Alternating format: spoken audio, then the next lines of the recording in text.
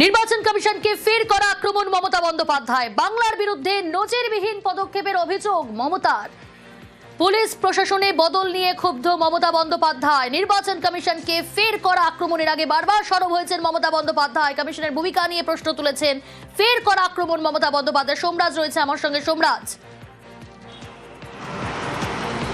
দেখো, নির্বাচন কমিশনকে ফের করা আক্রমণ করলেন মমতা বন্দ্যোপাধ্যায় এবং তিনি কখন নির্বাচন কমিশনকে ফের করা আক্রমণ করছেন, যখন রাজ্যে একের পর এক অফিসারদের বদলি করা হচ্ছে। মুখ্য সচিব, স্বরাষ্ট্র সচিব থেকে শুরু করে রাজ্য পুলিশের শীর্ষকর্তাদের, এমনকি এসপি সিপিদের পর্যন্ত বদল করা হয়েছে ভোট ঘোষণার 72 ঘন্টার মধ্যেই, এবং তা নিয়েই সরব হলেন মমতা বন্দ্যোপাধ্যায়। মমতা বন্দ্যোপাধ্যায় কিছুক্ষণ আগেই সোশ্যাল সাইটে একটি পোস্ট করেছেন, যেখানে নির্বাচন কমিশনের তরফে এখনো পর্যন্ত যে যে নির্দেশিকা জারি করা হয়েছে অফিসারদের নিয়ে, সেই নির্দেশিকাগুলিকে তুলে ধরে মমতা বন্দ্যোপাধ্যায় নির্বাচন কমিশনকে কড়া আক্রমণ করে তিনি বলছেন যে নজিরবিহীন পদক্ষেপ করছে নির্বাচন কমিশন বাংলাকে লক্ষ্য করে। এবং মমতা বন্দ্যোপাধ্যায় লিখছেন যে ভোটের আগেই মুখ্য সচিব, স্বরাষ্ট্র সচিব সহ 50 জন আধিকারিককে নির্বাচন কমিশন বদলি করেছে। এবং তিনি বলছেন যে এটা প্রশাসনিক বদলি নয়, এটা উচ্চস্তরের রাজনৈতিক হস্তক্ষেপ। মমতা বন্দ্যোপাধ্যায় সোশ্যাল সাইটে যে পোস্ট করেছেন, সেখানে তিনি বলছেন এটা উচ্চস্তরের রাজনৈতিক হস্তক্ষেপ, এটা প্রশাসনিক বদলি নয়।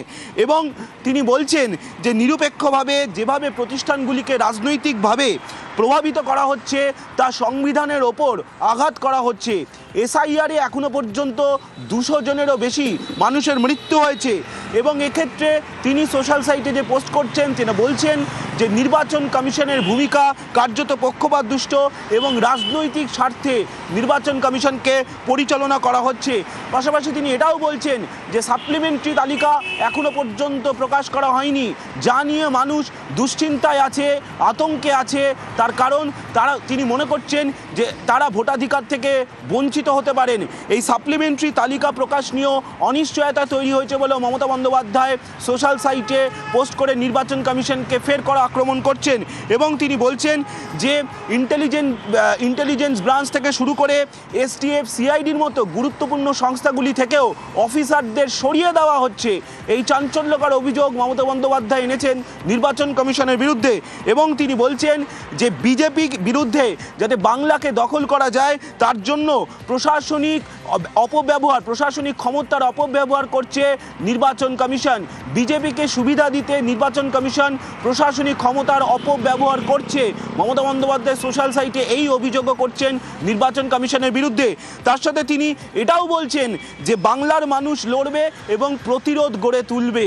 মমতা বন্দ্যোপাধ্যায় কিছুক্ষণ আগেই সোশ্যাল সাইটে এই পোস্ট করেছেন, যেখানে নির্বাচন কমিশন এখনো পর্যন্ত যত সংখ্যক সরকারি আধিকারিকদের বদলি নিয়ে নির্দেশিকা জারি করেছে, সেই নির্দেশিকাগুলি সোশ্যাল সাইটে পোস্ট করেছেন এবং পোস্ট করে নির্বাচন কমিশনকে ফের করা আক্রমণ করেছেন। বিশেষত রাজ্যে ভোটের নির্ঘণ্ট ঘোষণা হবার পর একের পর এক সরকারি আধিকারিকদের যে বদলি করা হয়েছে, তা নিয়ে আমরা দেখেছিলাম সম্প্রতি তৃণমূল কংগ্রেসের যে প্রার্থী তালিকা প্রকাশ হয়েছিল, সেখানেও মমতা বন্দ্যোপাধ্যায় সরব হয়েছিলেন। আজ ফের সরব হলেন মমতা বন্দ্যোপাধ্যায় এবং তিনি কার্যত এই অভিযোগ তুললেন যে নির্বাচন কমিশন নিরপেক্ষভাবে কাজ করছে না। একেবারে সোমরাজ, সঙ্গে থাকো। নির্বাচন কমিশনকে ফের করা আক্রমণ মমতার। বাংলার বিরুদ্ধে নজিরবিহীন পদক্ষেপের অভিযোগ মমতা বন্দ্যোপাধ্যায়। এক্সপোস্টে ক্ষোভ উগরে দিলেন। এর আগে বারবার সরব হয়েছেন তিনি। প্রশাসনিক নয়, এটি উচ্চস্তরের রাজনৈতিক হস্তক্ষেপ, এমনই অভিযোগ মমতা বন্দ্যোপাধ্যায়। ভোটের আগেই মুখ্য সচিব, স্বরাষ্ট্র সচিব, ডিজিপি সহ 50-এর বেশি শীর্ষ আধিকারিককে সরানো হয়েছে বলে দাবি। নির্বাচন কমিশনের বিরুদ্ধে বাংলাকে লক্ষ্য করে নজিরবিহীন পদক্ষেপের অভিযোগ মমতা বন্দ্যোপাধ্যায়। আর কি অভিযোগ করলেন, কোন কোন বিষয়ে ক্ষোভ উগরে দিলেন, আরো বিস্তারিত জানাবে সোমরাজ রয়েছে আমার সঙ্গে। সোমরাজ, নির্দিষ্টভাবে কোন কোন বিষয়ে তিনি ক্ষোভ উগরে? এর আগে আমরা দেখেছি এসআইআর নিয়ে, কিন্তু এই যে ভোট ঘোষণার পর আমরা দেখলাম যেভাবে পুলিশ প্রশাসনে 50-এর বেশি শীর্ষ আধিকারিককে সরিয়ে দেওয়া হলো, বদল করা হলো, এবং এটা সত্যিই নজিরবিহীন যে মুখ্য সচিবকে সরিয়ে দেওয়া হলো। সেই জায়গা থেকে কি অভিযোগ সামনে আনলেন মুখ্যমন্ত্রী মমতা বন্দ্যোপাধ্যায়?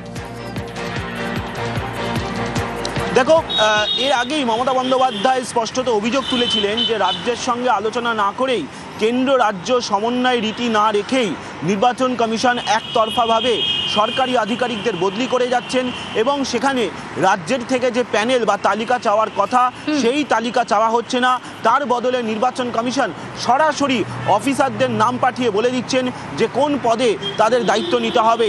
যা নিয়ে মমতা বন্দ্যোপাধ্যায় ইতিমধ্যেই নির্বাচন কমিশনের বিরুদ্ধে সরব হয়েছিলেন, কিন্তু আজকে যে পোস্ট সোশ্যাল সাইটে মমতা বন্দ্যোপাধ্যায় করলেন সেখানে এখনো পর্যন্ত রাজ্য পুলিশের স্তরে বা রাজ্যের প্রশাসনের স্তরে কতজন সরকারি আধিকারিকদের বদলি করেছে নির্বাচন কমিশন সেই তালিকা তুলে ধরলেন মমতা বন্দ্যোপাধ্যায় তার পোস্টে।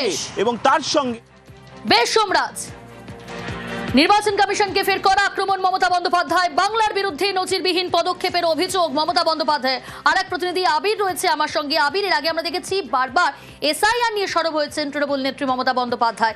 এই যে ভোট ঘোষণার পর পুলিশ প্রশাসনের যে বদলি, সেটাকেই কি হাতিয়ার করতে চলেছে তৃণমূল কংগ্রেস?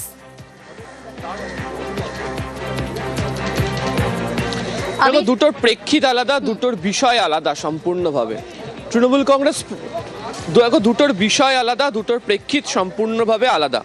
তৃণমূল কংগ্রেস যে বিষয় নিয়ে বারবার ধরে প্রচারে থাকে প্রশাসনিক দিক থেকে, তারা সেখানে বলার চেষ্টা করে গুড গভর্নেন্সের কথা, এবং এই ধরনের প্রশাসনকে চালাতে গিয়ে তৃণমূল কংগ্রেসের তরফ থেকে বারবার ধরে কি উল্লেখ করা হয়, সেখানে তারা বারবার ধরে বলেন যে তাদের যে প্রশাসনিক আধিকারিকদের, যারা আইএএস রয়েছেন, যারা আইপিএস রয়েছেন, বা ডব্লিউবিসিএস যারা রয়েছেন, ডব্লিউবিপিএস যারা রয়েছেন, তাদের প্রত্যেককে নিয়ে বিভিন্ন রকমভাবে যে কাজ করা হয়, আসলে তারাই অফিসারদের মধ্যে দিয়ে সুফল যাতে রাজ্যের মানুষের কাছে পৌঁছে দিতে পারেন সেই চেষ্টা তারা করেন। দ্বিতীয়ত দেখতে পাওয়া গেছে যে কোনো নির্বাচন আসলেই অন্তত এই পশ্চিমবঙ্গের ক্ষেত্রে তৃণমূল কংগ্রেসের বিরোধী যে প্রধান রাজনৈতিক দলগুলো রয়েছে, বর্তমান সময়ে দাঁড়িয়ে তো অন্তত বিজেপির তরফ থেকেও আক্রমণ করে কি বলা হয়, সেই আক্রমণে তারা উল্লেখ করে বলেন যে এই প্রশাসনের আধিকারিকদেরকে তারা ব্যবহার করেন এবং নির্বাচনের ক্ষেত্রে সুবিধা পাইয়ে দেওয়ার চেষ্টা করেন।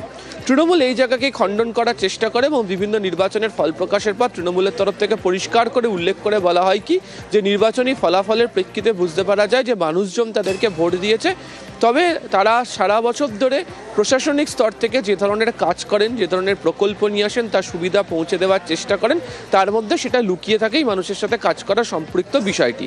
এই রাজ্যের ক্ষেত্রে ব্যতিক্রমীভাবে চলতি বছরে নির্বাচন ঘোষণা হওয়ার কয়েক ঘন্টার মধ্যে দেখতে পাওয়া গেছে যে সিএস এইচএসকে সরানো হয়েছে, তার কয়েক ঘন্টার মধ্যে দেখতে পাওয়া গেছে ডিজিকে সরিয়ে দেওয়া হয়েছে, এবং গত কয়েক ঘন্টাতে বারবার ধরে বিভিন্ন আধিকারিকদের, প্রশাসনের, পুলিশের হোক বা অন্যান্য প্রশাসনের ক্ষেত্র, তাদেরকে যেভাবে সরানো হচ্ছে, ভিন রাজ্যে নিয়ে চলে যাওয়ার করা হচ্ছে, সেখানে দাঁড়িয়ে তৃণমূল কংগ্রেস বলে করছে কি তাহলে কি এইভাবে তাদের প্রতি প্রশাসনিক যে কাজ সেখানে কোনো চাপ তৈরি করার কৌশল নিয়েছে?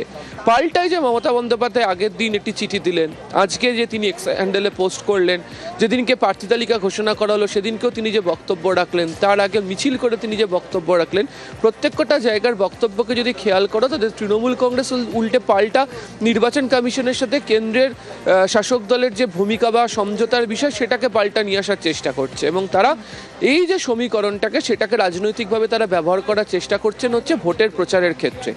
যে কারণে এই অনভিপ্রেত বিষয়কে নিয়ে কেন প্রশাসনিক আধিকারিকদের এভাবে বদলি করে দেওয়া হচ্ছে এবং তার সঙ্গে নির্বাচনের কি সম্পৃক্ত সংযোগ রয়েছে যেখানে মানুষ লাইনে দাঁড়িয়ে ভোট দেবেন, সেই বিষয়কে প্রতিষ্ঠা করার কাজ তৃণমূল কংগ্রেস করেছে।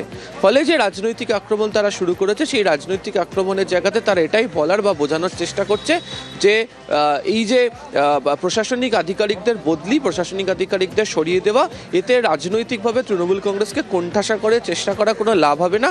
তার কারণ তারা তাদের রাজনৈতিকভাবে দক্ষ সংগঠককে কাজে লাগিয়ে সংযোগ তৈরি করে তারা মানুষের কাছে প্রচারের ক্ষেত্রে যাবেন। উল্টে প্রশাসনিক আধিকারিকদের বদলি করে দেওয়ার ফলে তৃণমূল কংগ্রেস পাল্টা প্রচারে যাওয়ার এটা সুযোগ পেয়ে যাচ্ছে যে কোথাও গিয়ে কমিশনের সাথে কি তাহলে কেন্দ্রের শাসক দলের আঁতাত রয়েছে, তাদের মধ্যে সমঝোতা রয়েছে, এবং সেটাকে বৃহত্তর আকারে এই প্রচারের ক্ষেত্রে ব্যবহার করতে চলেছে তৃণমূল কংগ্রেস। বেশ, ভোটের ঘোষণার পরেই রাজ্যের পুলিশ ও প্রশাসনের খোল নলছে বদল। গতকাল একসঙ্গে 11 জন জেলা শাসককে সরিয়ে দিল নির্বাচন কমিশন, সরানো হয়েছে রাজ্যের 5 ডিআইজিকেও।